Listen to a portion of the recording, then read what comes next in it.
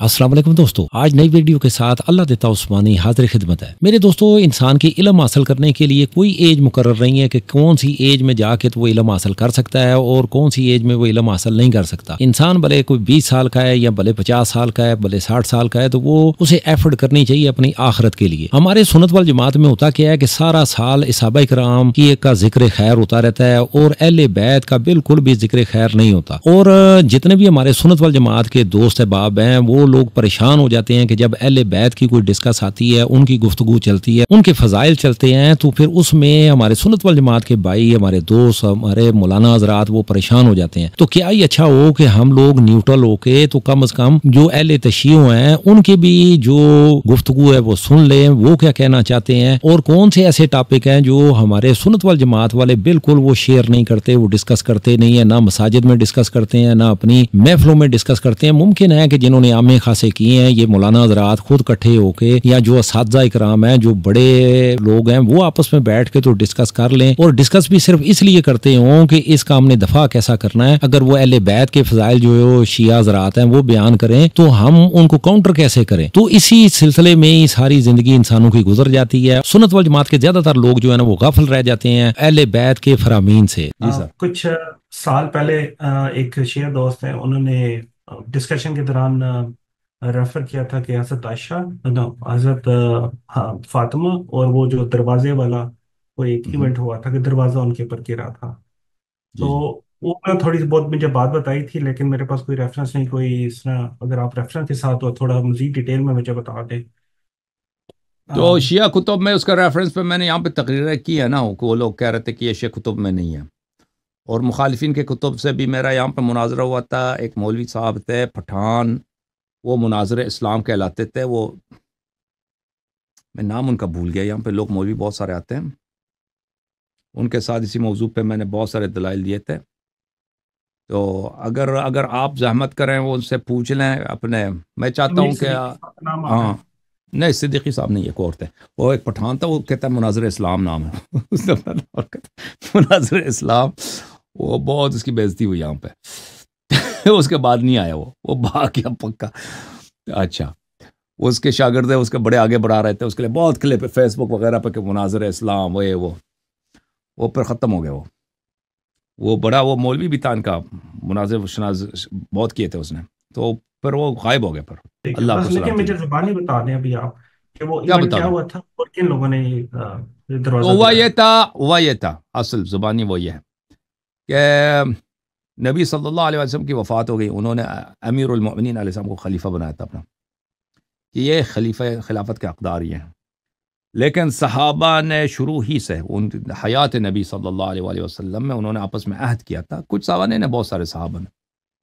کہ رسول صلی اللہ علیہ وسلم کی وفات ہو جائے تو ہم علی علیہ السلام کو خلیفہ کے طور پہ نہیں مانیں گے۔ انہوں نے آپس میں عہد کیا تھا، کعبے کے اندر جا کر انہوں نے آپس میں وہ ایک قرارداد لکھا تھا، انہوں نے آپس میں ایک کانٹریکٹ لکھا تھا، اس پہ سب نے کعبے میں سائن کیا تھا۔ تو اس کے بعد انہوں نے سیاسی، کیونکہ رسول صلی اللہ علیہ وسلم کے دشمن بہت تھے اور اہل بیت علیہ السلام کے دشمن بہت تھے عرب میں، مختلف قبائل کے سردار تھے وغیرہ وغیرہ، ان کے ساتھ مل کر ان لوگوں نے اس بات کی بہت پہلے سے پلاننگ کی تھی، اور رسول اللہ صلی اللہ علیہ وسلم کو ان کی پلاننگ کا پتہ تھا، تو رسول صلی اللہ علیہ وسلم نے یہ کیا کرنے کی کوشش کی کہ ان کو مدینے سے نکال دیں، اور کہا کہ تم جاؤ تبوک میں۔ تبوک جو ہے وہ 2 مہینے کا سفر تھا، آتے جاتے 4 مہینے لگ جاتے، اور خود وہ شدید بیماری کی حالت میں تھے، تو ان سے کہا کہ آپ لشکر بنا دیا، اور ایک نوجوان جو 15 سال کا لڑکا تھا، وہ بھی کالا،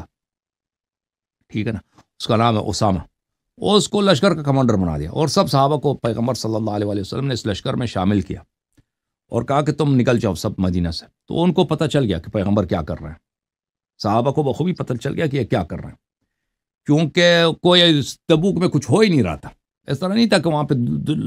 دشمن کا لشکر آیا ہوا ہے، یہ تھے اب مقابلے کے لیے جا رہے ہیں۔ صحابہ کو پتہ تھا کہ یہ ویسے ہمیں بیچ رہے ہیں مدینے سے نکالنے کے لیے، اور یہ خود بہت شدید بیمار ہے، یہ مر جائیں گے، کیونکہ نبی صلی اللہ علیہ وسلم نے خود بھی کہا تھا کہ میں مر جاؤں گا، ٹھیک ہے نا، میری وفات ہوگی۔ صحابہ کو بخوبی پتہ چل تو وہ نہیں نکلے، پیغمبر صلی اللہ علیہ وسلم نے لعنت کی، جو نہیں نکلتا اس پہ اللہ کی لعنت ہوئی، نہیں نکلے دو لوگ۔ تو یہ مدینے میں رہے کیونکہ ان کو پتہ تھا کہ ان کی وفات ہوئی تو فوراً انہوں نے انصار نے اپنا خلیفہ بنانے کی کوشش کیا. انصار جو مدینے والے تھے تو قریش والوں نے کہا کہ یہ تو بیکار ہے، تم اپنا خلیفہ کیسے بناؤ گے، تم عرب مانتے ہی نہیں ہیں. تو قریش کو عرب مانتے ہیں. قریش جو تھا اس زمانے میں ایلیٹ تھا، وہ ایک قبائلی نظام تھا عرب میں اس زمانے میں، ٹھیک ہے نا. عرب کا نظام یہ تھا کہ وہ قبائل کا نظام تھا، اور قبائل میں سب سے ایلیٹ، سب سے اعلیٰ قبیلہ جو تھا وہ قریشی لوگ تھے. انہوں نے کہا کہ بھائی قریش کے علاوہ کوئی خلیفہ نہیں بن سکتا. کیوں بھائی عرب آپ کو نہیں مانیں گے، اب عرب کیا کہیں گے کہ انصار کا خلیفہ بنا ہے، انصار کون ہے بھائی، اس کا کیا ویلیو کیا ہے.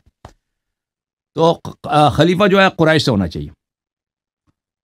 اور پھر پہلے سے ان کا جو تھا آپس میں تفاہم تھا، ان لوگوں نے اب عمر نے فوراً کہہ دیا کہ آؤ ابو بکر سے بیعت کرو. کچھ لوگوں نے ابو بکر سے بیعت کیا اس سقیفہ بنی ساعدہ میں، اور بعد میں یہ ہوا کہ دوسرے لوگوں سے انہوں نے زبردستی بیعت لینا شروع کر دی. اور تبری وغیرہ میں موجود ہے کہ انہوں نے بہت سارے قبائل کو اس وقت وعدے بھی دیے تھے. وہ قبیلے والوں کو تو اپنی کوئی ویلیو نہیں نا، قبیلے کے جو سردار ہوتے ہیں، قبیلے کے جو بڑے ہوتے ہیں، بزرگ ہوتے ہیں، وہ ویلیو ان کی ہے. ان کو اگر کہہ دیتے ہیں نا کہ آپ ہمارے ساتھ بیعت کریں، ہم آپ کو فلاں جگہ کا گورنر بنائیں گے، کیونکہ اس وقت اسلام کافی پھیل چکا تھا. بہت سارے علاقے اسلام کے دائرے میں تھا، مثلا مکہ اسلام کے دائرے میں تھا، طائف اسلام کے دائرے میں تھا، یمن پہ مسلمانوں کی حکومت تھی، بحرین پہ مسلمانوں کی حکومت تھی، یعنی جزیرۃ العرب جو عرب پیننسولا ہے یہ سب مسلمانوں کے ہاتھ میں تھا. اور اس کے علاوہ مسلمانوں کو پتہ تھا کہ ہم عنقریب جو ہے کس سے لڑیں گے، شام والوں سے لڑیں گے، اور شام فتح ہو جائے گی. ان کو پتہ تھا کہ اتنا پولیٹیکل فورس بن چکا ہے اسلام کہ شام کو فتح کرنا یہ کچھ بھی نہیں ہے، اور ایران کو بھی فتح کرنا کچھ بھی نہیں ہے. تو یہ تو عرب جو تھے نا اسلام سے پہلے، یہ چوروں ڈاکو ڈکیتی ڈالن کا کام تھا عربوں کا. ابھی تو اسلام تو 23 سال ہوئے نا، رسول صلی اللہ علیہ وسلم کی جب وفات ہوئی، یہ 23 سال اسلام ہوا ہے، اور اکثر لوگ پچھلے 3 سال میں مسلمان ہوئے. سن رہے نا، اسلام سے پہلے یہ سب ڈاکو تھے عرب قبائل. ان کا کام یہی تھا، ایک قبیلہ دوسرے قبیلے پہ ڈکیتی مار دے، یا کوئی قافلہ جا رہا اس پہ ڈکیتی مار دے. تو ان قبائل کو جو ان کا پرانا آبائی پیشہ تھا ڈکیتی مارنا، ابو بکر صاحب نے کیا کہ ان کو وعدہ دیا کہ بھائی آپ یہ ڈکیتی، یہ ہم جائیں گے شام اس زمانے کا کیا تھا، پیرس تھا. شام اس زمانے کا کیا تھا، ٹوکیو تھا. شام دمشق جو تھا نا، انڈسٹری کے لحاظ سے، صنعت کے لحاظ سے، کلچر کے لحاظ سے، پیسوں تجارت کے لحاظ سے وہ دنیا کا ایک سونے کا چڑیا تھا. تو عربوں کو بتایا کہ وہاں سے جائیں گے، آپ کو وہاں سے پیسے ملیں گے، سونے ملیں گے، چاندی ملیں گے، لونڈیاں ملیں گے نا، وہ وہاں سے کنیز لے کے آؤ گے، لڑکیاں لے کے آؤ گے، اسی طرح مصر وغیرہ. یہ بالکل واضح الفاظ میں موجود ہے تبری میں. تو لوگوں کو اپنے ساتھ ملا دیا. لیکن یہاں پہ ان کے پاس ایک حزب اختلاف موجود تھا. حزب اختلاف کون ہے ان کا؟ حزب اختلاف یہ ہے کہ بھئی اصلی خلیفہ جو ہے امیر المومنین علی علیہ السلام ہے، اور بہت سارے سینئر صحابہ ان کے ساتھ ہیں. وہ کہتے ہیں کہ بھئی ہم ابو بکر کو نہیں مانتے ہیں، پیغمبر نے اپنے بعد علی علیہ السلام کو خلیفہ بنایا، ٹھیک ہے نا.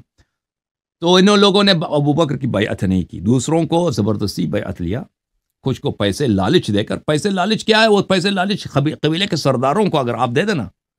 جیسے ابھی ہے مثلا کسی علاقے کا بڑا چودھری ہے، اس کو اپنے ساتھ ملیں تو اس علاقے کے ووٹ آپ کو ملیں گے، ٹھیک ہے نا. وہ کچھ انفلوئنشل لوگ ہوتے ہیں ہر ایریا میں، اس کو اگر آپ ساتھ میں لا لیں تو لوگ آپ کو ووٹ دیں گے اس علاقے کے. تو اسی طرح اس زمانے میں قبیلے کے جو سردار ہوتے تھے، تو اس طرح ابو بکر عمر نے بہت سارے لوگوں کو اپنے ساتھ میں لا لیا، لیکن کچھ لوگ رہ گئے. اور ان کا جو اپوزیشن کا ہیڈ کوارٹر کہاں تھا؟ ان کے پاس کوئی اور اپوزیشن نہیں تھا عالم اسلام میں، عالم عرب میں. ایک اپوزیشن کا جو ہیڈ کوارٹر تھا وہ پیغمبر کا گھرانہ تھا، علی علیہ السلام کا گھر، فاطمہ الزہرا سلام علیہا کا گھر. تو ان کو پتہ تھا کہ ہماری حکومت جم نہیں سکتی، ہماری حکومت صحیح نہیں بن سکتی جب تک کہ یہاں پہ اپوزیشن ہے.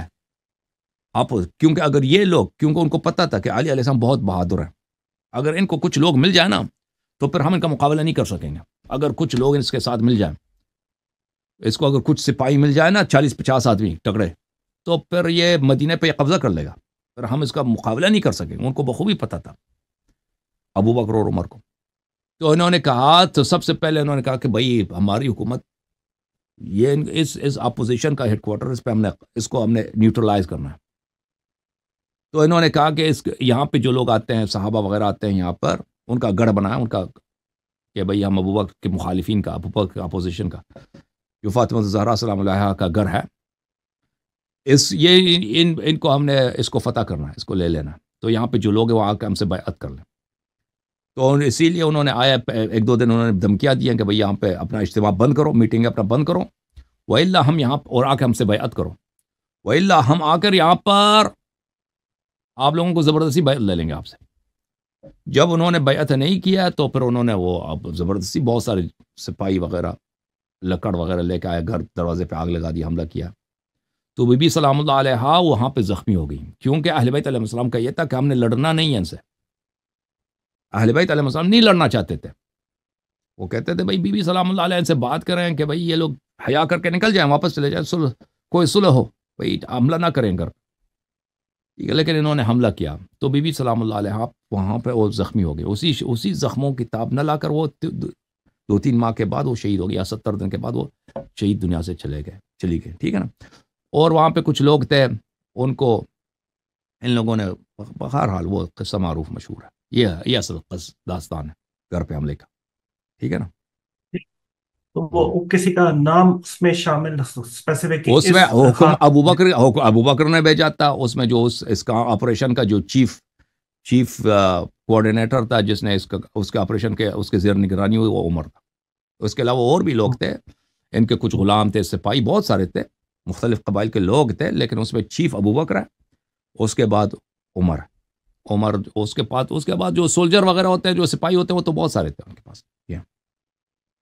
ٹھیک۔ تو ایک اور سوال جو اکثر ایشو جو ریز کرتے ہیں باقی لوگ آپ کے خاندان کے اوپر، آپ کے والدین کے اوپر، حضور صلی اللہ علیہ وسلم کے والدین اور ان کے دادا عبد المطلب، تو ایک میں نے کہیں ریفرنس کوئی چیز پڑھی، ترتیب غلط ہو سکتی تھی، کہ اللہ نے چنا ایک اعلیٰ خاندان کو کہ جس میں حضور صلی اللہ علیہ وسلم کی پیدائش، اعلیٰ خاندان، اعلیٰ قبیلہ، اور یعنی وہ جو لینیج آ رہی ہے اس میں کوئی 2-3 انہوں نے لیئرز اس طرح کی میں نے پڑھنے کو ملی کہ وہ سب سے بہترین خاندان چنا گیا جس کے اندر آپ صلی اللہ علیہ وسلم کی پیدائش ہوئی۔ تو یہ چیز ہو ہی نہیں سکتی کہ وہ مشرک مرے یا ایسی کوئی بات۔ پھر آپ یہ بھی دیکھیں کہ ابو طالب جو نے آپ کی بہت زیادہ حمایت کی، ٹھیک ہے، مشرکین خلاف تھے، لیکن پھر ایک اور نقطہ آپ یہ دیکھیں، نجاشی ہے، جیسے اس کے تو لوگ ہیں مہاجر بن کے، اور نجاشی نے ان کی سپورٹ کی، اور بعد میں حضور صلی اللہ علیہ وسلم نے ان کی نماز جنازہ پڑھائی خالی سپورٹ کے اوپر، ٹھیک ہے، ان کو بھی اس میں شامل کر لیا۔ تو وہ جو لوگ ابو طالب، عبد المطلب، جن کی اچھی خاصی سپورٹ تھی، اور دوسرا یہ کہ وہ جو دین ابراہیمی پہ اس وقت وہ ویلڈ دین ابراہیمی تھا نا، اس وقت وہ فالو کر رہے تھے، اس وقت وہ رائج تھا، تو یہ تو کہیں نہیں جا سکتا کہ وہ مشرک۔ بالکل صحیح فرما رہے ہیں۔ نبی کریم صلی اللہ علیہ وسلم کے جو آباد تھے وہ حضرت ابراہیم، حضرت اسماعیل علیہ السلام کی شریعت میں تھے۔ حضرت ابراہیم علیہ السلام کی شریعت حضرت موسیٰ علیہ السلام کے آنے سے بنی یعقوب میں، بنی اسحاق میں نسخ ہو گیا تھا، بنی اسماعیل میں نسخ نہیں ہوا تھا۔ تو ہمارے ہاں روایت میں موجود ہے، حدیث میں موجود ہے کہ حضرت ابو طالب علیہ السلام، ان سے پہلے حضرت عبد المطلب علیہ السلام، یہ اوصیاء حضرت ابراہیم تھے، اور وہ انہی کی شریعت پر تھے، اور یہ اللہ تعالیٰ کے دین پر تھے، اور حضرت ابراہیم علیہ السلام کے دین پر۔ البتہ عرب اس زمانے میں بہت سارے بے ایمانی، بے دینی عرب میں بہت تھا، مشرکین اس زمانے میں بہت تھے، لیکن نبی صلی اللہ علیہ وسلم کے آباء طاہرین میں کوئی مشرک نہیں گزرا ہے، کوئی مشرک نہیں گزرا ہے۔ مشرک نجس ہوتے ہیں، مشرک ناپاک ہوتے ہیں۔ نبی کریم صلی اللہ علیہ وسلم نہایت ہی پاک نسل سے دنیا میں تشریف لائے، اور اللہ تعالیٰ نے ان کو نجس نسل سے دنیا میں نہیں لایا، وہ پاک تھے،